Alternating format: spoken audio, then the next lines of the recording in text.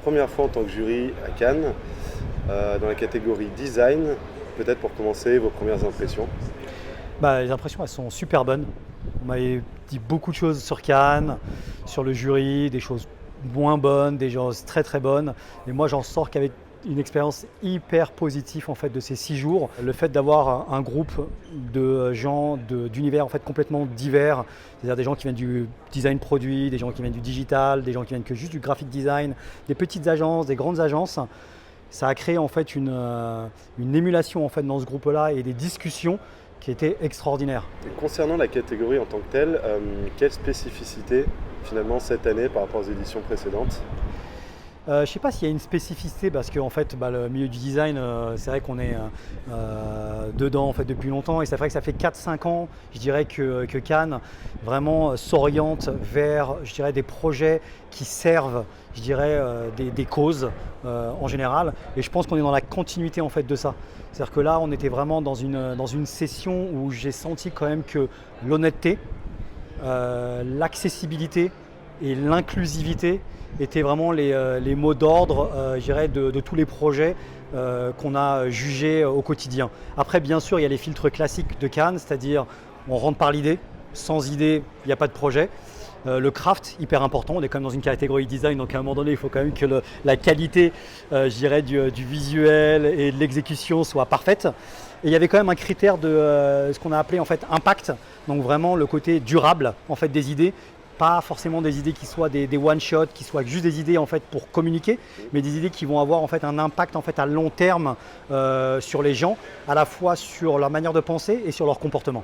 Toi par exemple, est-ce que tu as eu des coups de cœur? C'est pas forcément un coup de cœur, mais c'était une petite identité qui a été faite par TBWA en fait, à Istanbul, qui était une identité sur je dirais un théâtre, tout simplement, où chacune des lettres prétendait être une autre lettre.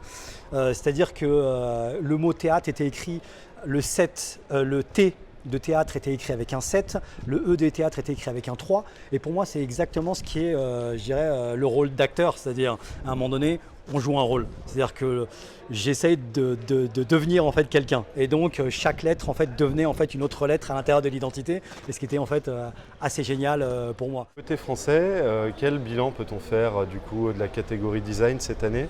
En termes de nombre d'entrées, peut-être, qu'est-ce que vous avez pu remarquer à ce niveau-là? J'ai pas eu l'occasion de voir toutes les entrées dans la catégorie design, mais j'en ai vu les 2 tiers. Et dans les 2 tiers, il n'y avait pas énormément d'agences françaises et très peu d'agences de design. Donc beaucoup d'agences de pub. Après, moi je ne fais pas la différence de mon côté, mais c'est quand même un prix design, donc c'est vrai que les agences de design ne sont pas représentées dedans.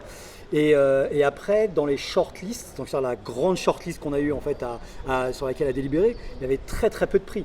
Et je pense que le peu de prix que nous allons voir ce soir, s'il y en a,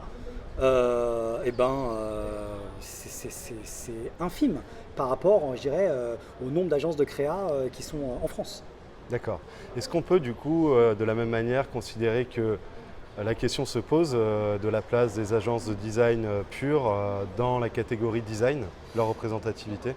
Ah oui, je me pose totalement la question. Moi qui viens d'une agence de design, c'est vrai que ça m'aurait fait plaisir de voir, pas forcément des gagnants en fait, à Cannes, ne serait-ce que d'avoir des entrées en fait, d'agences de design qui font l'effort, je dirais, d'essayer. En fait, c'est très très compliqué de gagner à Cannes, on l'a bien vu. Et c'est vrai que d'arriver en fait, à gagner ne serait-ce qu'un bronze, c'est quelque chose. Mais au moins, je dirais, de se donner en fait, l'effort, je dirais, d'atteindre ce niveau d'idées et de crafting, de réalisation et d'impact en fait, au final.